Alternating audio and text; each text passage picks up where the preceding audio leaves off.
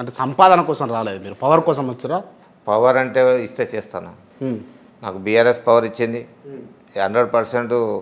ఈ యొక్క మొత్తంలో 33 జిల్లాల్లో ఇవాళ మేడ్చల్ జిల్లాని ఒక అంచనా పెంచి మరి ఇంతవరకు చరిత్రలో ఒక బిల్డింగ్ కట్టలేని చరిత్రలో ఇవాళ 11 బిల్డింగ్లు కట్టించి ఇవాళ ఇనాగ్రేషన్ స్టేజ్కి వచ్చినాయి అంటే 22 కోట్లు పెట్టి ఖర్చు పెట్టి కట్టించిన.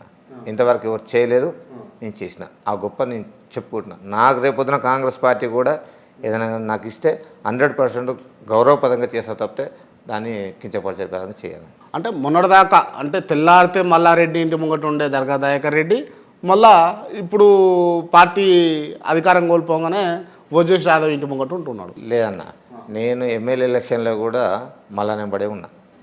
మల్లన్న గెలుపులో నేనే కీలక పాత్ర పోషించిన. అలా నో డౌట్ అన్న, అలా నేను చేసిన. జర మెల్లగా మాట్లాడుతున్నట్టు అనిపిస్తుంది. లేదన్నా, 100% మల్లన్న గెలుపులో నా పాత్ర ఉంది. అలా ఎసుంటే డోకా లేదు.